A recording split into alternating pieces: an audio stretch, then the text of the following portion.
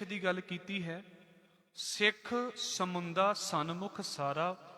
ਸਮੁੰਦਾ ਨਾਮ ਦਾ ਭਾਈ ਸਮੁੰਦਾ ਗੁਰੂ ਅਰਜਨ ਸਾਹਿਬ ਸੱਚੇ ਪਾਤਸ਼ਾਹ ਜੀ ਦਾ ਇੱਕ ਸਿੱਖ ਹੈ। ਔਰ ਇਹ ਸਿੱਖ ਜਿਹੜਾ ਹੈ ਇਹ ਸਨਮੁਖ ਹੋਇਆ ਹੈ ਗੁਰੂ ਸਾਹਿਬ ਦੇ। ਸਨਮੁਖ ਦਾ ਮਤਲਬ ਸਾਹਮਣੇ। ਇੱਕ ਸਨਮੁਖ ਸਿੱਖ ਦੀ ਜੀਵਨੀ ਅਸੀਂ ਗੁਰੂ ਨਾਨਕ ਸਾਹਿਬ ਮਹਾਰਾਜ ਦੇ ਵੇਲੇ ਵੀ ਪੜ੍ਹ ਕੇ ਆ ਗਏ ਹਾਂ, ਜਿਹਨੂੰ ਭਾਈ ਕਾਲੂ ਕਿਹਾ ਜਾਂਦਾ ਹੈ। ਸਨਮੁਖ ਕਾਲੂ ਆਸ ਧਰ ਗੁਰਬਾਣੀ ਦਰਗਾਹ ਸ਼ਾਬਾਸੀ। ਆਨੰਦ ਸਾਹਿਬ ਦੇ ਵਿੱਚ ਵੀ ਅਸੀਂ ਇਸ ਗੱਲ ਨੂੰ ਪੜ੍ਹਦੇ ਹਾਂ, ਜੇ ਕੋਈ ਸਿੱਖ ਗੁਰੂ ਸੇਤੀ ਸਨਮੁਖ ਹੋਵੇ ਤਾਂ ਸਨਮੁਖ ਜੇ ਸਿੱਖ ਕੋਈ ਜਿਉ ਰਹਿ ਗੁਰ ਨਾਲੇ। ਫਿਰ ਗੁਰਬਾਣੀ ਇਸ ਗੱਲ ਨੂੰ ਵੀ ਬੋਲਦੀ ਹੈ, ਮੋਹਰੀ ਪੁੱਤ ਸਨਮੁਖ ਹੋਇਆ ਰਾਮਦਾਸੈ ਪੈਰੀ ਪਾਏ ਜੀਓ। ਇਹ ਸਨਮੁਖ ਸ਼ਬਦ ਗੁਰਬਾਣੀ ਦੇ ਵਿੱਚ ਵਾਰ-ਵਾਰ ਸਾਨੂੰ ਸੁਣਨ ਲਈ ਮਿਲੇਗਾ। ਤੇ ਸੁਭਾਵਿਕ ਜੀ ਗੱਲ ਸੀ, ਜੇ ਸ਼ਬਦ ਵਾਰ-ਵਾਰ ਸੁਣਦੇ ਹਾਂ ਤੇ ਉਹਦਾ ਅਰਥ ਪੁੱਛ ਲਈਏ ਵੀ ਇਹਦਾ ਅਰਥ ਕੀ ਹੈ। ਭਾਈ ਸਮੁੰਦਾ, ਹਾਂਜੀ ਪੰਕਤੀ ਹੈ, ਸੋਹੜ ਤੇ ਲੋਕਾ ਸੂਰਮਾ ਸਿੱਖ ਸਮੁੰਦਾ ਸਨਮੁਖ ਸਾਰਾ। ਭਾਈ ਸਮੁੰਦਾ ਗੁਰੂ ਅਰਜਨ ਸਾਹਿਬ ਸੱਚੇ ਪਾਤਸ਼ਾਹ ਜੀ ਦੇ ਕੋਲ ਆਏ ਸਨ ਤੇ ਇਹਨਾਂ ਨੇ ਗੁਰੂ ਅਰਜਨ ਸਾਹਿਬ ਮਹਾਰਾਜ ਨੂੰ ਸਵਾਲ ਕੀਤਾ ਸੀ। ਉਸ ਮਾਹੌਲ ਨੂੰ ਸੋਚ ਕੇ ਵੇਖਿਓ। ਕਹਿੰਦੇ ਸੱਚੇ ਪਾਤਸ਼ਾਹ ਤੁਹਾਡੇ ਦਰਬਾਰ ਦੇ ਵਿੱਚ ਆਏ ਆ ਤੇ ਮੈਨੂੰ ਇਹ ਦੱਸੋ ਵੀ ਸਨਮੁਖ ਕੀ ਹੁੰਦਾ ਤੇ ਮਨਮੁਖ ਕੀ ਹੁੰਦਾ। ਤੇ ਜੇ ਮੈਨੂੰ ਸਮਝ ਲੱਗ ਜਾਵੇਗੀ ਵੀ ਸਨਮੁਖ ਆ ਹੁੰਦਾ ਹੈ ਤੇ ਮਨਮੁਖ ਆ ਹੁੰਦਾ ਹੈ, ਮੈਨੂੰ ਸੌਖਾ ਆ ਜਾਵੇਗਾ ਵੀ ਮੈਂ ਸਨਮੁਖ ਬਣ ਕੇ ਰਹਿਣਾ ਹੈ, ਇਹ ਮੈਂ ਮਨਮੁਖ ਬਣ ਕੇ ਨਹੀਂ ਰਹਿਣਾ। ਇਹ ਵੈਸੇ ਇਹ ਦਿਨ ਦੀਆਂ ਖੇਡਾਂ ਹੁੰਦੀਆਂ ਨੇ। ਰੋਜ਼ ਇਦਾਂ ਕਹਿ ਲਓ ਵੀ ਸਿੱਖੀ ਦੇ ਵਿੱਚ ਰੋਜ਼ ਹੀ ਸਨਮੁਖ ਬਣਨਾ ਪੈਂਦਾ ਹੈ, ਰੋਜ਼ ਹੀ ਸਨਮੁਖ ਹੋਣਾ ਪੈਂਦਾ ਹੈ। ਜ਼ਿੰਦਗੀ ਦੀਆਂ ਖੇਡਾਂ ਤੇ ਬੜੀ ਦੂਰ ਦੀਆਂ ਨੇ। ਰੋਜ਼ ਹੀ ਬੰਦਾ ਮਨਮੁਖ ਹੁੰਦਾ ਹੈ ਤੇ ਰੋਜ਼ ਹੀ ਬੰਦਾ ਸਨਮੁਖ ਹੋ ਜਾਂਦਾ ਹੈ। ਛੋਟੀ ਜੀ ਗੱਲ ਕਹਿ ਕੇ ਤੇ ਫਿਰ ਅੱਗੇ ਗੱਲ ਸ਼ੁਰੂ ਕਰਾਂਗਾ। ਰੋਜ਼ ਦਾ ਸਨਮੁਖ ਹੋਣਾ ਕੀ ਹੈ। ਨਿਤਨੇਮ ਕਰਨ ਦਾ ਮੈਨੂੰ ਹੁਕਮ ਹੈ, ਨਿਤਨੇਮ ਕਰ ਲਿਆ ਹੈ, ਮੈਂ ਸਨਮੁਖ ਹੋ ਗਿਆ।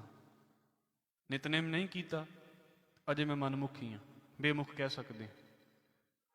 ਮੈਨੂੰ ਰੋਜ਼ ਦਾ ਇੱਕ ਨਿਯਮ ਹੈ ਵੀ ਸੇਵਾ ਕਰਨੀ ਹੈ। ਸੇਵਾ ਕਰ ਲਈ ਹੈ, ਸਨਮੁਖ ਹੋ ਗਿਆ। ਨਹੀਂ ਕੀਤੀ ਤੇ ਨਹੀਂ ਹੋਇਆ। ਕੱਲ ਕੀਤੀ ਸੀ, ਕੱਲ ਦੀ ਕੱਲ ਦੇ ਨਾਲ ਹੈ। ਅੱਜ ਮੈਂ ਸਨਮੁਖ ਨਹੀਂ ਹਾਂ ਕਿਉਂਕਿ ਸੇਵਾ ਨਹੀਂ ਕੀਤੀ। ਮੈਨੂੰ ਰੋਜ਼ ਦਾ ਹੁਕਮ ਹੈ ਵੀ ਸਹਿਜ ਪਾਠ ਕਰਨਾ ਹੈ, ਕਰ ਲਿਆ ਹੈ, ਸਨਮੁਖ ਹੋ ਗਿਆ ਹਾਂ। ਨਹੀਂ ਕੀਤਾ ਤੇ ਮੈਂ ਅਜੇ ਸਨਮੁਖ ਨਹੀਂ ਹੋਇਆ। ਰੋਜ਼ ਦਾ ਹੁਕਮ ਹੈ ਗੁਰੂ ਘਰ ਦੇ ਵਿੱਚ ਆਉਣਾ ਹੈ, ਮਹਾਰਾਜ ਦੇ ਦਰਸ਼ਨ ਕਰ ਲਏ ਨੇ, ਸਨਮੁਖ ਹੋ ਗਿਆ ਹਾਂ। ਨਹੀਂ ਦਰਸ਼ਨ ਕੀਤੇ, ਅਜੇ ਮੈਂ ਸਨਮੁਖ ਨਹੀਂ ਹੋਇਆ। ਗੱਲਾਂ ਬਾਤਾਂ ਦੇ ਵਿੱਚ ਮੈਂ ਜਿੱਥੇ ਮਰਜ਼ੀ ਤੁਰਿਆ ਫਿਰਾਂ, ਉਹ ਬਾਅਦ ਦੀਆਂ ਗੱਲਾਂ। ਇਹਨੇ ਸੱਚੇ ਪਾਤਸ਼ਾਹ ਜੀ ਨੂੰ ਸਵਾਲ ਕੀਤਾ, ਮਹਾਰਾਜ ਜੀ ਸਨਮੁਖ ਕੌਣ ਹੁੰਦਾ ਹੈ, ਮਨਮੁਖ ਕੌਣ ਹੁੰਦਾ ਹੈ, ਤੁਸੀਂ ਮੈਨੂੰ ਦੱਸੋ ਤੇ ਮੈਂ ਫਿਰ ਉਸ ਤਰੀਕੇ ਦੇ ਨਾਲ ਜ਼ਿੰਦਗੀ ਜੀਣੀ ਸ਼ੁਰੂ ਕਰਾਂ। ਇਹ ਤੇ ਗੁਰੂ ਸਾਹਿਬ ਦੇ ਅੱਗੇ ਰੋਜ਼ ਦੱਸਣਾ ਪੈਂਦਾ ਨਾ ਵੀ ਮਹਾਰਾਜ ਤੇਰੇ ਸਨਮੁਖ ਰਹੀਏ, ਸਾਹਮਣੇ ਰਹੀਏ, ਇਦਾਂ ਦੇ ਕੰਮ ਕਰੀਏ। ਤੇ ਸੱਚੇ ਪਾਤਸ਼ਾਹ ਜੀ ਨੇ ਕਿਹਾ, ਭਾਈ ਇਸ ਨੂੰ ਇੱਕ ਤਰੀਕੇ ਦੇ ਨਾਲ ਸਮਝ, ਇੱਕ ਦਲੀਲ ਦੇ ਨਾਲ ਸਮਝ। ਇਹ ਸਾਡੇ ਸਾਰਿਆਂ ਦਾ ਇੱਕ ਖਿਆਲ ਹੈ, ਇਹਨੂੰ ਵੇਖਿਓ ਜਰਾ। ਗੁਰੂ ਅਰਜਨ ਸਾਹਿਬ ਮਹਾਰਾਜ ਕਹਿੰਦੇ ਕਿਸੇ ਬੰਦੇ ਨੇ ਕੁਝ ਪੈਸੇ ਦੇ ਕੇ, ਸ਼ਾਹ ਨੇ ਕੁਝ ਪੈਸੇ ਦੇ ਕੇ ਤੇ ਆਪਣੇ ਕਿਸੇ ਨੌਕਰ ਨੂੰ ਭੇਜਿਆ ਵੀ ਆਹ ਪੈਸੇ ਲੈ ਜਾ ਤੇ ਇਹਦਾ ਤੂੰ ਆਹ ਸੌਦਾ ਕਰਕੇ ਆ, ਕੋਈ ਵੀ ਸੌਦਾ ਕਰਕੇ ਆ। ਸਾਨੂੰ ਸਾਡੇ ਘਰ ਦੇ ਭੇਜਦੇ ਰਹੇ ਨੇ, ਹੁਣ ਵੀ ਭੇਜੇ ਜਾਂਦੇ ਹਾਂ। ਤੇ ਜਿਹੜਾ ਬੰਦਾ ਤੇ ਉਸ ਦੇ ਦਿੱਤੇ ਹੋਏ ਪੈਸੇ ਨੂੰ ਸਹੀ ਥਾਂ ਦੇ ਉੱਤੇ ਵਰਤ ਕੇ ਆਇਆ ਹੈ, ਆਪਣੀ ਅਕਲ ਦੇ ਨਾਲ ਸੋਹਣਾ ਸੌਦਾ ਕਰਕੇ ਆਇਆ ਹੈ, ਸਮਝਿਆ ਹੈ ਉਹਨੇ ਵੀ ਵਪਾਰ ਕਰਨਾ ਕਿੱਦਾਂ ਹੈ, ਜਿਹਨੇ ਮੈਨੂੰ ਪੈਸੇ ਦਿੱਤੇ ਨੇ ਉਹਦਾ ਕੁਝ ਫਾਇਦਾ ਵੀ ਕਰਕੇ ਆਉਣਾ ਹੈ। ਵਪਾਰੀ ਦਾ ਦਿਮਾਗ ਤੇ ਇਸ ਪਾਸੇ ਤੋਂ ਚੱਲਦਾ ਹੈ ਨਾ ਵੀ ਮੇਰਾ ਪ੍ਰੋਫਿਟ ਕਿਹੜੀ ਚੀਜ਼ ਦੇ ਵਿੱਚ ਹੈ। ਤੇ ਜਿਹੜਾ ਬੰਦਾ ਉਹਦੇ ਹਿਸਾਬ ਦੇ ਨਾਲ ਸੌਦਾ ਕਰ ਆਇਆ ਹੈ, ਉਹ ਜਦੋਂ ਵਾਪਸ ਆਵੇਗਾ ਤੇ ਮਾਲਕ ਦੀਆਂ ਅੱਖਾਂ ਦੇ ਵਿੱਚ ਅੱਖਾਂ ਪਾ ਕੇ ਗੱਲ ਕਰਦਾ ਪਿਆ ਵੀ ਹਾਂ ਤੂੰ ਮੈਨੂੰ ਇੰਨੇ ਪੈਸੇ ਦਿੱਤੇ ਸੀ, ਮੈਂ ਵਿੱਚ ਕੋਈ ਬੇਈਮਾਨੀ ਨਹੀਂ ਕੀਤੀ, ਇੰਨੇ ਦਾ ਸੌਦਾ ਆਇਆ ਹੈ, ਇੰਨੇ ਬਚ ਗਏ ਨੇ, ਆਹ ਸਾਨੂੰ ਪ੍ਰੋਫਿਟ ਹੋਣਾ ਹੈ। ਉਹ ਸਾਰਾ ਹਿਸਾਬ ਕਿਤਾਬ ਕੀ ਹੈ, ਦਿਲ ਖੋਲ ਕੇ ਉਹਨੇ ਗੱਲ ਕਰ ਦਿੱਤੀ, ਕਿਉਂਕਿ ਉਹਦੀ ਨੀਤ ਦੇ ਵਿੱਚ, ਉਹਦੇ ਦਿਲ ਦੇ ਵਿੱਚ ਕੋਈ ਕਪਟ, ਉਹਨੇ ਧੋਖਾ ਕੀਤਾ ਹੀ ਨਹੀਂ ਸੀ। ਤੇ ਜਿਹੜਾ ਬੰਦਾ ਧੋਖਾ ਕਰ ਜਾਂਦਾ ਉਹ ਫਿਰ ਕੀ ਹੁੰਦਾ, ਉਹ ਫਿਰ ਸਾਹਮਣੇ ਹੋ ਕੇ ਗੱਲ ਵੀ ਨਹੀਂ ਕਰ ਪਾਉਂਦਾ। ਅੱਜ ਕੱਲ੍ਹ ਤੇ ਵੈਸੇ ਕਿਉਂਕਿ ਚਲਾਕੀਆਂ ਇੰਨੀਆਂ ਨੇ ਵੀ ਝੂਠ ਵੀ ਐਡੇ ਕੌਨਫੀਡੈਂਸ ਦੇ ਨਾਲ ਬੋਲਿਆ ਜਾਂਦਾ ਵੀ ਬੰਦੇ ਲੱਗਦਾ ਹੀ ਨਹੀਂ ਵੀ ਬੰਦੇ ਝੂਠ ਬੋਲਦੇ ਪਏ ਹੋਣਗੇ। ਇਹ ਸਾਰੀਆਂ ਆਰਟ ਦੀਆਂ ਗੱਲਾਂ ਨੇ ਵੀ ਕਿੰਨੇ ਕੌਨਫੀਡੈਂਸ ਦੇ ਨਾਲ ਝੂਠ ਬੋਲਣਾ ਹੈ। ਅੱਜ ਕੱਲ੍ਹ ਉਹ ਵੀ ਬੜਾ ਕੌਨਫੀਡੈਂਸ ਹੈ ਝੂਠ ਬੋਲਣ ਦੇ ਵਿੱਚ। ਪਰ ਗੱਲ ਕੀ ਹੈ, ਬੰਦਾ ਆਪਣੇ ਆਪ ਨੂੰ ਜਵਾਬਦੇਹ ਨਹੀਂ ਹੋ ਪਾਉਂਦਾ, ਆਪਣੇ ਆਪ ਤੋਂ ਸ਼ਰਮਸਾਰ ਹੋ ਜਾਂਦਾ ਬੰਦਾ। ਗੁਰੂ ਅਰਜਨ ਸਾਹਿਬ ਮਹਾਰਾਜ ਕਹਿੰਦੇ ਜਿੱਦਾਂ ਕੋਈ ਵਪਾਰ ਕਰਨ ਗਿਆ, ਸਹੀ ਵਪਾਰ ਕਰਕੇ ਆਵੇ ਤੇ ਮਾਲਕ ਦੇ ਸਾਹਮਣੇ ਖਲੋ ਜਾਂਦਾ ਹੈ। ਤੇ ਜਿਹੜਾ ਬੰਦਾ ਧੋਖਾ ਕਰ ਦੇਵੇ ਉਹ ਫਿਰ ਕੀ ਕਰਦਾ, ਉਹਨੇ ਸਾਹਮਣੇ ਕੀ ਆਉਣਾ ਤੇ ਉਹਦੇ ਮੂੰਹ ਵੀ ਨਹੀਂ ਲੱਗਦਾ। ਗੱਲਾਂ ਤੋਂ ਉਹਨੇ ਕੀ ਕਰਨੀਆਂ, ਉਹ ਚੋਰੀ ਦੀਆਂ ਚੋਰੀਆਂ ਹੀ ਚੀਜ਼ਾਂ ਦੇ ਵਿੱਚੋਂ ਨਿਕਲ ਜਾਂਦਾ। ਬੜੇ ਖਬਰਾਂ ਸੀ ਇਸ ਪਾਸੇ ਤੋਂ ਸੁਣੀਆਂ, ਡਰਾਈਵਰ ਸਨ ਤੇ ਉਹਨਾਂ ਨੇ ਕੀ ਕੀਤਾ, ਮਾਲਕ ਦੀ ਗੱਡੀ ਚੋਰੀ ਕਰ ਲਈ, ਜਾਂ ਗੱਡੀ ਚੋਰੀ ਕੀਤੀ ਤੇ ਜਾਂ ਗੱਡੀ ਦੇ ਵਿੱਚੋਂ ਮਟੀਰੀਅਲ ਚੋਰੀ ਕਰ ਲਿਆ। ਬਾਅਦ 'ਚ ਮਾਲਕ ਨੇ ਸਾਹਮਣੇ ਕੀ ਜਾਣਾ ਸੀ, ਉੱਥੇ ਗੱਡੀ ਲਾ ਕੇ ਆਪ ਕਿਸੇ ਪਾਸੇ ਨਿਕਲ ਗਏ, ਜਿੱਦਾਂ ਸਾਰੀ ਜ਼ਿੰਦਗੀ ਦੀ ਕਮਾਈ ਇਹਦੇ ਵਿੱਚ ਹੀ ਪਈ ਹੋਵੇ। ਪਰ ਹੋਇਆ ਕੀ? ਪ੍ਰੋਬਲਮ ਤੇ ਇਸੇ ਗੱਲ ਦੇ ਉੱਤੇ ਖੜੀ ਹੈ ਨਾ ਕਿ ਸਾਹਮਣੇ ਕੌਣ ਹੋਵੇ? ਸਾਹਮਣੇ ਉਹ ਹੋਵੇਗਾ ਜਿਹੜਾ ਬੰਦਾ ਅਸਲ ਦੇ ਵਿੱਚ ਜਿਸ ਕੰਮ ਨੂੰ ਉਹਨੂੰ ਭੇਜਿਆ ਸੀ ਉਹ ਕੰਮ ਕਰਕੇ ਆ ਜਾਵੇ। ਮਹਾਰਾਜ ਕਹਿੰਦੇ ਇਦਾਂ ਸਾਨੂੰ ਅਕਾਲ ਪੁਰਖ ਵਾਹਿਗੁਰੂ ਨੇ ਭੇਜਿਆ ਹੈ। ਤੁਸੀਂ ਪੁੱਛਦੇ ਜੇ ਸਨਮੁਖ ਹੋਣਾ ਕੀ ਹੈ? ਮਹਾਰਾਜ ਕਹਿੰਦੇ 3 ਗੱਲਾਂ ਵੇਖ ਲਓ ਤੁਹਾਡੀ ਜ਼ਿੰਦਗੀ 'ਚ ਹੈ ਨੇ, ਜੇ 3 ਹੈ ਨੇ ਤਾਂ ਤੁਸੀਂ ਸਨਮੁਖ ਹੋਣ ਦੇ ਵੱਲ ਤੁਰੇ ਜਾ ਰਹੇ ਜੇ 3 ਨਹੀਂ ਨੇ ਤਾਂ ਤੁਸੀਂ ਸਨਮੁਖ ਹੋਣ ਦੇ ਵੱਲ ਨਹੀਂ ਜਾ ਰਹੇ। ਸਮੇਤ ਮੇਰੇ ਸੱਚੇ ਪਾਤਸ਼ਾਹ ਜੀ 3 ਚੀਜ਼ਾਂ ਕਿਹੜੀਆਂ ਨੇ? ਮਹਾਰਾਜ ਕਹਿੰਦੇ ਇਹ 3 ਚੀਜ਼ਾਂ ਨੇ, ਨਾਮ, ਦਾਨ ਤੇ ਇਸ਼ਨਾਨ। ਇਹ ਸ਼ਬਦ ਤੁਸੀਂ ਵੀ ਬੜੀ ਵਾਰ ਸੁਣਿਆ ਹੋਵੇਗਾ। ਇਹ ਸਿੱਖੀ ਦੇ ਕੁਝ ਸ਼ਬਦ ਨੇ, ਜਿੱਦਾਂ ਕਿਰਤ ਕਰੋ, ਨਾਮ ਜਪੋ ਤੇ ਵੰਡ ਛਕੋ ਹੈ। ਜਿੱਦਾਂ ਹੈ ਪੂਜਾ ਅਕਾਲ ਕੀ, ਪਰਚਾ ਸ਼ਬਦ ਕਾ, ਦੀਦਾਰ ਖਾਲਸੇ ਕਾ। ਇਦਾਂ ਇਹ ਸ਼ਬਦ ਨੇ, ਕਿਰਤ ਕਰੋ, ਨਾਮ ਜਪੋ ਤੇ ਵੰਡ ਛਕੋ। ਇਦਾਂ ਇਹ ਸ਼ਬਦ ਹੈ ਫਿਰ ਨਾਮ, ਦਾਨ ਤੇ ਇਸ਼ਨਾਨ। ਇਹ ਕੀ ਹੈ? ਗੁਰੂ ਨਾਨਕ ਸਾਹਿਬ ਦੀ ਆਪਣੀ ਪੰਕਤੀ ਹੈ ਸਿੱਧ ਗੋਸ਼ਟ ਦੇ ਵਿੱਚ, ਹਜ਼ੂਰ ਕਹਿੰਦੇ ਨੇ ਗੁਰਮੁਖ ਨਾਮ ਦਾਨ ਇਸ਼ਨਾਨ। ਇਹ ਬੜੀ ਵਾਰ ਸੁਣਿਆ ਹੋਵੇਗਾ ਜੀ, ਸਿੱਖਾਂ ਨੂੰ ਨਾਮ ਵੀ ਮਿਲੇ, ਸਿੱਖਾਂ ਨੂੰ ਇਸ਼ਨਾਨ ਦੀ ਦਾਤ ਵੀ ਮਿਲੇ, ਸਿੱਖਾਂ ਨੂੰ ਜਿਹੜਾ ਹੈ ਉਹ ਦਾਨ ਦੀ ਦਾਤ ਵੀ ਮਿਲੇ। ਤੁਸੀਂ ਪੜ੍ਹਦੇ ਜੇ ਸਿੱਖਾਂ ਨੂੰ ਸਿੱਖੀ ਦਾਨ, ਕੇਸ ਦਾਨ, ਰਹਿਤ ਦਾਨ, ਵਿਵੇਕ ਦਾਨ, ਵਿਸਾਹ ਦਾਨ, ਭਰੋਸਾ ਦਾਨ, ਦਾਨਾ ਸਿਰ ਦਾਨ, ਨਾਮਦਾਨ, ਸ੍ਰੀ ਅੰਮ੍ਰਿਤਸਰ ਜੀ ਦੇ ਇਸ਼ਨਾਨ। ਹੁਣ ਚਲੋ ਉੱਥੇ ਤੇ ਮੰਗਦੇ ਪਏ ਹਾਂ, ਇਸ ਕਰਕੇ ਵੰਡਣ ਦੀ ਗੱਲ ਨਹੀਂ ਆਵੇਗੀ। ਇਹਨਾਂ ਨੂੰ ਸੌਖਾ ਸਮਝ ਲਈਏ ਵੀ ਇਹ 3 ਚੀਜ਼ਾਂ ਹੈ ਕੀ ਨੇ, ਤੇ ਜੇ ਇਹ 3 ਮੇਰੀ ਜ਼ਿੰਦਗੀ 'ਚ ਹੈ ਨੇ ਤੇ ਇਦਾਂ ਕਹਿ ਲਈਏ ਵੀ ਸਨਮੁਖ ਹੋਣ ਦੇ ਵੱਲ ਮੇਰਾ ਇੱਕ ਸਟੈਪ ਹੈ, ਉਹ ਵੀ ਗੁਰੂ ਸਾਹਿਬ ਦੀ ਬਖਸ਼ਿਸ਼ ਦੇ ਨਾਲ। ਮੇਰੀ ਕੀ ਸਮਝ ਹੈ ਇਸ ਪਾਸੇ ਤੋਂ? ਪਹਿਲੀ ਗੱਲ ਹੈ ਨਾਮ। ਨਾਮ ਦਾ ਮਤਲਬ ਹੈ ਅਕਾਲ ਪੁਰਖ ਵਾਹਿਗੁਰੂ ਦੇ ਪ੍ਰਤੀ ਮੇਰੇ ਕੁਝ ਫਰਜ਼ ਨੇ, ਜਿਨੇ ਮੈਨੂੰ ਜ਼ਿੰਦਗੀ ਦਿੱਤੀ ਹੈ, ਜਿਹਦੇ ਕਰਕੇ ਆ ਮੈਂ ਸਾਹ ਲੈ ਰਿਹਾ ਹਾਂ, ਜਿਹਦੇ ਕਰਕੇ ਮੈਂ ਚੱਲਦਾ ਫਿਰਦਾ ਪਿਆ, ਉਹਦੇ ਲਈ ਮੈਂ ਕੀ ਕਰਦਾ ਪਿਆ। ਗੁਰਬਾਣੀ ਦਾ ਇੱਕ ਬੋਲ ਗੁਰੂ ਅਰਜਨ ਸਾਹਿਬ ਮਹਾਰਾਜ ਦਾ ਹੈ ਸਾਰੰਗ ਰਾਗ ਦੇ ਵਿੱਚ। ਹਜ਼ੂਰ ਕਹਿੰਦੇ ਆਇਓ ਸੁਨਨ ਪੜਨ ਕਉ ਬਾਣੀ, ਨਾਮ ਵਿਸਾਰ ਲੱਗੇ ਅਨ ਲਾਲਚ ਬਿਰਥਾ ਜਨਮ ਪ੍ਰਾਣੀ। ਮਹਾਰਾਜ ਕਹਿੰਦੇ ਵੀ ਆਇਆ ਤੇ ਬੰਦਾ ਇਸ ਕਰਕੇ ਹੈ ਵੀ ਬਾਣੀ ਪੜ੍ਹ ਲਵੇ। ਤੇ ਗੁਰੂ ਸਾਹਿਬ ਨੇ ਕਿਹਾ ਵੀ ਪਹਿਲਾ ਫਰਜ਼ ਵੇਖਿਓ ਵੀ ਨਾਮ ਜਪਦੇ ਆ, ਤੇ ਹੁਣ ਸੁਭਾਵਿਕ ਜੀ ਗੱਲ ਹੈ ਨਾਮ ਜਪਣ ਦੇ ਵਿੱਚ ਸਾਡਾ ਕੀਰਤਨ ਸੁਣਨਾ ਆ ਜਾਂਦਾ ਹੈ, ਕਥਾ ਸੁਣਨੀ ਆ ਜਾਂਦੀ ਹੈ, ਨਾਮ ਜਪਣ ਦੇ ਵਿੱਚ ਪਾਠ ਕਰਨਾ ਆ ਜਾਂਦਾ ਹੈ, ਪਾਠ ਸੁਣਨਾ ਆ ਜਾਂਦਾ ਹੈ। ਜਿੰਨੀ ਵੀ ਤੁਸੀਂ ਬੰਦਗੀ ਕਰਦੇ ਪਏ ਜੇ, ਘਰ ਬੈਠੇ ਨਿਤਨੇਮ ਕਰੀ ਜਾਂਦੇ, ਇਹ ਸਾਰਾ ਨਾਮ ਜਪਣ ਦੇ ਵਿੱਚ ਹੀ ਆਉਂਦਾ ਹੈ।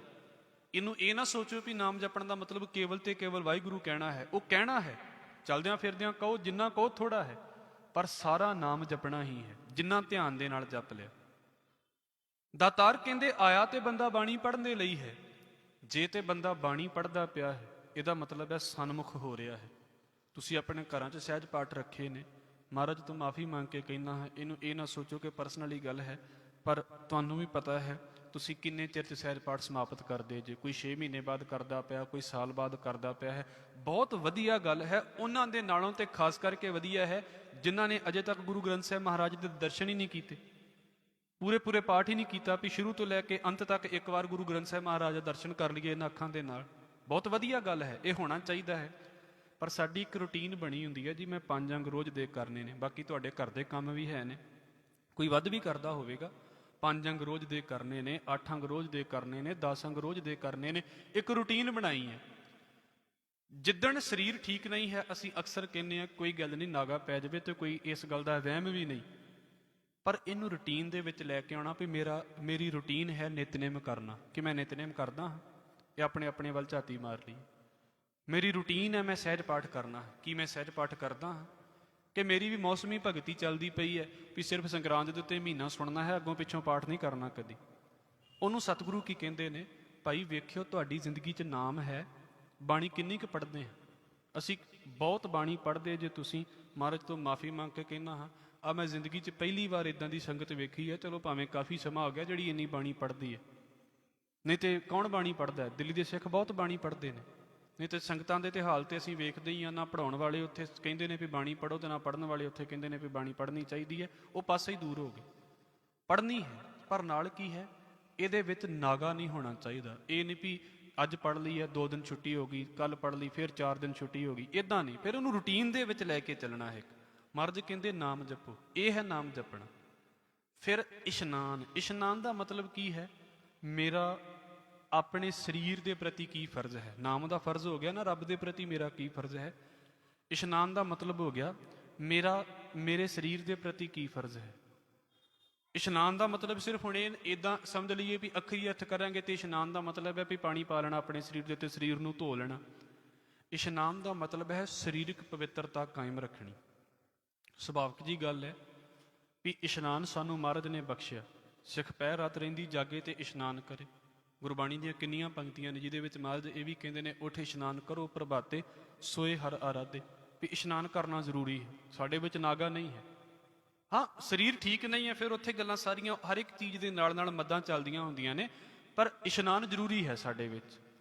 ਹਾਲਾਂਕਿ ਨਾਮ ਇਸ਼ਨਾਨ ਤੋਂ ਵੀ ਜ਼ਰੂਰੀ ਹੈ, ਕੱਲਾ ਇਸ਼ਨਾਨ ਨਹੀਂ, ਨਾਮ ਇਸ਼ਨਾਨ ਤੋਂ ਵੀ ਜ਼ਰੂਰੀ ਹੈ, ਪਰ ਇਸ਼ਨਾਨ ਕਰਨਾ ਹੈ। ਸਰੀਰਕ ਪਵਿੱਤਰਤਾ ਸਾਫ਼ ਆਪਣੀ ਕਾਇਮ ਰੱਖਣੀ, ਚਾਹੇ ਉਹ ਗੁਣਾਂ ਵਾਲੇ ਪਾਸੇ ਤੋਂ ਹੈ, ਔਗਣ ਪਰੇ ਕਰਨ ਦੀ ਗੱਲ ਹੈ, ਰੋਜ਼ ਇਹਦਾ ਇਸ਼ਨਾਨ ਕਰਨਾ, ਵੀ ਰੋਜ਼ ਇਹਦੇ ਵਿੱਚੋਂ ਖਤਮ ਕਰਨਾ। ਮਰਦ ਕਹਿੰਦੇ ਨੇ ਕਿ ਜਿੱਦਾਂ ਬੰਦਾ ਦੇਵਤਿਆਂ ਦੇ ਇਸ਼ਨਾਨ ਕਰਾਉਂਦਾ ਹੈ, ਜੇ ਕਿਤੇ ਬੰਦਾ ਆਪਣੇ ਮਨ ਨੂੰ ਇਦਾਂ ਧੋਣ ਲੱਗ ਪਵੇ, ਬਾਹਰ ਦੇਵ ਪਖਾਲੀਏ ਘਟ ਅੰਤਰ ਪੂਜਾ ਹੋਏ। ਜੇ ਕਿਤੇ ਬਾਹਰ ਦੇ ਦੇਵਤੇ ਜਿੱਦਾਂ ਬੰਦਾ ਉਹਨਾਂ ਦੇ ਇਸ਼ਨਾਨ ਕਰਾਉਂਦਾ ਫਿਰਦਾ ਹੈ, ਜੇ ਕਿਤੇ ਆਪਣੇ ਅੰਦਰ ਨੂੰ ਧੋ ਲਵੇ ਤੇ ਬੰਦੇ ਦਾ ਅੰਦਰ ਨਾ ਪੂਜਾ ਦਾ ਅਸਥਾਨ ਬਣ ਜਾਵੇ। ਆਪਣੇ ਅੰਦਰ ਦਾ ਇਸ਼ਨਾਨ, ਜਿਹਨੂੰ ਮਹਾਰਾਜ ਕਹਿੰਦੇ ਅੰਤਰਗਤ ਤੀਰਥ ਮਲ ਨਾਓ। ਜਿੰਨੀਆਂ ਗਲਤੀਆਂ ਮੇਰੀਆਂ ਸਾਲ ਪਹਿਲਾਂ ਸੀ ਮੈਂ ਕਢਾਈਆਂ ਨੇ ਕਿ ਨਹੀਂ, ਕਿ ਜਿੱਦਾਂ ਬੰਦਾ ਇਸ਼ਨਾਨ ਨਹੀਂ ਕਰਦਾ ਤੇ ਸਰੀਰ ਤੇ ਮੈਲ ਵੱਧਦੀ ਜਾਂਦੀ ਹੈ, ਬੰਦਾ ਅੰਦਰ ਦੀਆਂ ਗਲਤੀਆਂ ਨਾ ਘਟਾਵੇ ਤੇ ਬੰਦੇ ਦੇ ਔਗਣ ਵੱਧਦੇ ਹੀ ਜਾਂਦੇ ਨੇ, ਵੱਧਦੇ ਹੀ ਜਾਂਦੇ ਨੇ। ਫਿਰ ਉਹਨੂੰ ਲੱਗਦਾ ਹੀ ਨਹੀਂ ਵੀ ਮੈਂ ਗੰਦਾ ਹਾਂ। ਬਹੁਤਾ ਮੈਲਾ ਕੱਪੜਾ ਹੋਵੇ ਤੇ ਸਾਨੂੰ ਲੱਗਣੋਂ ਹਟ ਜਾਂਦਾ ਵੀ ਇਹ ਗੰਦਾ ਹੈ, ਸਾਨੂੰ ਲੱਗਦਾ ਵੀ ਇਹਦਾ ਰੰਗ ਹੀ ਇਦਾਂ ਦਾ ਹੈ। ਇਦਾਂ ਔਗਣਾਂ ਦੀ ਢੇਰ ਲੱਗੀ ਪਈ ਹੈ, ਉਹ ਫਿਰ ਜਦੋਂ ਧੋਂਦੇ ਹੀ ਨਹੀਂ ਤੇ ਹੁੰਦਾ ਕੀ ਹੈ, ਫਿਰ ਸਾਨੂੰ ਲੱਗਦਾ ਵੀ ਅਸੀਂ ਹੈ ਹੀ ਇਦਾਂ ਦੇ ਹਾਂ। ਇਸ਼ਨਾਨ ਦਾ ਮਤਲਬ ਬਾਹਰੀ ਤੌਰ ਦੇ ਉੱਤੇ ਇਸ਼ਨਾਨ, ਪਾਣੀ ਦਾ ਇਸ਼ਨਾਨ, ਪਰ ਨਾਲ ਕੀ ਹੈ, ਆਪਣੇ ਗੁਣਾਂ ਦੇ ਨਾਲ ਆਤਮਾ ਨੂੰ ਪਵਿੱਤਰ ਰੱਖਣਾ, ਸਰੀਰ ਨੂੰ ਪਵਿੱਤਰ ਰੱਖਣਾ ਤੇ ਮਨ ਨੂੰ ਪਵਿੱਤਰ ਰੱਖਣਾ। ਨਾਮ ਤੇ ਇਸ਼ਨਾਨ, ਇਹਦੇ ਵਿੱਚ ਇੱਕ ਸ਼ਬਦ ਆ ਜਾਂਦਾ ਹੈ ਦਾਨ। ਨਾਮ ਤੇ ਇਸ਼ਨਾਨ ਦੋਵੇਂ ਮੇਰੇ ਪਰਸਨਲ ਨੇ, ਇੰਡੀਵਿਜੂਅਲ ਨੇ। ਤੁਸੀਂ ਨਾਮ ਜਪਦੇ ਜੇ, ਇਹਦਾ ਫਾਇਦਾ ਤੁਹਾਨੂੰ ਹੈ, ਕਿਸੇ ਦੂਜੇ ਨੂੰ ਨਹੀਂ ਹੈ। ਜਿੰਨਾ ਮਰਜ਼ੀ ਜ਼ੋਰ ਲਾ ਲਵੇ, ਅਰਦਾਸ ਕੀਤੀ ਜਾ ਸਕਦੀ ਹੈ, ਤੁਹਾਡਾ ਜਪਿਆ ਮੇਰੇ ਲਈ ਕੀ ਕਰੇਗਾ, ਮੇਰਾ ਜਪਿਆ ਤੁਹਾਡੇ ਲਈ ਕੀ ਕਰੇਗਾ। ਤੁਸੀਂ ਆਪਣੇ ਲਈ ਨਾਮ ਜਪਦੇ ਪਏ ਜੇ। ਇਹਨੂੰ ਗੁਰੂ ਸਾਹਿਬ ਕਹਿੰਦੇ ਆਪਣ ਹੱਥੀਂ ਆਪਣਾ ਆਪੇ ਹੀ ਕਾਜ ਸਵਾਰੀ ਹੈ। ਤੁਸੀਂ ਆਪਣੇ ਲਈ ਨਾਮ ਜਪਦੇ ਪਏ ਜੇ, ਬੰਦਗੀ ਤੁਸੀਂ ਆਪਣੇ ਲਈ ਕਰਦੇ ਪਏ ਜੇ। ਇਸ਼ਨਾਨ ਵੀ ਤੁਹਾਡਾ ਆਪਣਾ ਹੀ ਹੈ। ਤੁਸੀਂ ਇਸ਼ਨਾਨ ਕਰੋਗੇ ਤੇ ਫਾਇਦਾ ਤੁਹਾਨੂੰ ਹੀ ਹੈ, ਕਿਸੇ ਦੂਜੇ ਨੂੰ ਕੀ ਫਾਇਦਾ ਹੋ ਜਾਵੇਗਾ। ਆਪਣੀਆਂ ਗਲਤੀਆਂ ਮੁਕਾਈਆਂ ਤੇ ਫਾਇਦਾ ਤੁਹਾਨੂੰ ਹੀ ਹੈ, ਦੂਜੇ ਨੂੰ ਕੀ ਫਾਇਦਾ ਹੋ ਜਾਵੇਗਾ। ਪਰ ਜਿਹੜਾ ਦਾਨ ਹੁੰਦਾ ਹੈ, ਦਾਨ ਦਾ ਫਾਇਦਾ ਮੈਨੂੰ ਇਕੱਲੇ ਨੂੰ ਨਹੀਂ ਹੁੰਦਾ। ਦਾਨ ਦਾ ਫਾਇਦਾ ਹੁੰਦਾ ਹੈ, ਦਾਨ ਦਾ ਮਤਲਬ ਸਿਰਫ ਇਦਾਂ ਨਹੀਂ ਹੈ ਵੀ ਮੈਂ ਦਾਤਾ ਹਾਂ ਤੇ ਤਾਂ ਮੈਂ ਦਾਨੀ ਬਣ ਗਿਆ। ਦਾਨ ਦਾ ਮਤਲਬ ਹੈ ਵੰਡਣਾ, ਜਿਹਨੂੰ ਅਸੀਂ ਅਕਸਰ ਵੀ ਕਹਿੰਦੇ ਹੁੰਦੇ ਹਾਂ। ਮਹਾਰਾਜ ਕਹਿੰਦੇ ਨੇ ਕਿ ਭਾਈ ਜਿੰਨੀ ਵੀ ਤੁਹਾਡੀ ਵਿੱਤ ਹੈ, ਥੋੜ੍ਹੇ ਦਿਨ ਪਹਿਲਾਂ ਵੀ ਅਸੀਂ ਇਸ ਗੱਲ ਨੂੰ ਵਿਚਾਰ ਕੇ ਹਟੇ ਹਾਂ ਵੀ ਜ਼ਰੂਰੀ ਨਹੀਂ ਵੀ ਆਪਾਂ ਕਹਿਣਾ ਵੀ ਆਪਣੀ ਲੋੜ ਤੋਂ ਵੱਧ ਹੀ ਵੰਡੀ ਜਾਣਾ ਹੈ। ਜਿੰਨੀ ਮਾਲਕ ਨੇ ਵਿੱਤ ਦਿੱਤਾ ਹੈ, ਜੇ ਜ਼ਿਆਦਾ ਹੈ ਰੋਜ਼ ਵੰਡ ਸਕਦੇ ਜੇ, ਰੋਜ਼ ਵੰਡ ਲਓ। ਜੇ ਥੋੜਾ ਘੱਟ ਹੈ ਹਫ਼ਤੇ ਬਾਅਦ ਵੰਡ ਲਓ, ਉਹਦੇ ਤੋਂ ਘੱਟ ਹੈ ਮਹੀਨੇ ਬਾਅਦ ਵੰਡ ਲਓ, ਉਹਦੇ ਤੋਂ ਘੱਟ ਹੈ ਰੁੱਤਾਂ 'ਚ ਵੰਡ ਲਓ, ਮੌਸਮ ਦੇ ਵਿੱਚ ਵੰਡ ਲਓ, ਕੋਈ ਦਿੱਕਤ ਨਹੀਂ। ਪਰ ਸੁਭਾਅ ਦੇ ਵਿੱਚੋਂ ਉਹ ਚੀਜ਼ ਨਹੀਂ ਜਾਣੀ ਚਾਹੀਦੀ ਵੀ ਮੈਂ ਕਿਸੇ ਦਾ ਪਰਉਪਕਾਰ ਕਰਨਾ ਹੈ, ਕਿਸੇ ਦਾ ਲਾਭ ਕਰਨਾ ਹੈ, ਕਿਸੇ ਦਾ ਫਾਇਦਾ ਕਰਨਾ ਹੈ। ਗੁਰੂ ਅਰਜਨ ਸਾਹਿਬ ਮਹਾਰਾਜ ਕਹਿੰਦੇ ਜਿਹੜੇ ਬੰਦੇ ਦੇ ਕੋਲ ਇਹ 3 ਚੀਜ਼ਾਂ ਹੈ ਨੇ, ਉਹ ਸਮਝ ਲਓ ਉਹ ਬੰਦਾ ਸਨਮੁਖ ਹੈ। ਨਾਮ ਹੈ ਜਿਹਦੇ ਪੱਲੇ, ਮਤਲਬ ਜਿਹੜਾ ਬੰਦਾ ਬਾਣੀ ਪੜ੍ਹਦਾ ਹੈ, ਬੰਦਗੀ ਕਰਦਾ ਹੈ। ਜਿਹੜਾ ਬੰਦਾ ਸਰੀਰ ਦੀ ਪਵਿੱਤਰਤਾ ਕਾਇਮ ਰੱਖਦਾ ਹੈ, ਸਿਰਫ ਸਰੀਰ ਦੀ ਪਵਿੱਤਰਤਾ ਕਾਇਮ ਰੱਖਣ ਦਾ ਮਤਲਬ ਬਾਹਰ ਧੋਣਾ ਨਹੀਂ ਹੈ, ਆਪਣੇ ਅੰਦਰ ਵੀ ਉਹਨੇ ਗੁਣ ਜਿਹੜੇ ਉਹ ਪਾਏ ਹੋਏ ਨੇ, ਤੇ ਜਿਹੜੀਆਂ ਉਹਦੇ ਕੋਲ ਚੀਜ਼ਾਂ ਨੇ ਉਹਨੂੰ ਵੰਡਦਾ ਹੈ।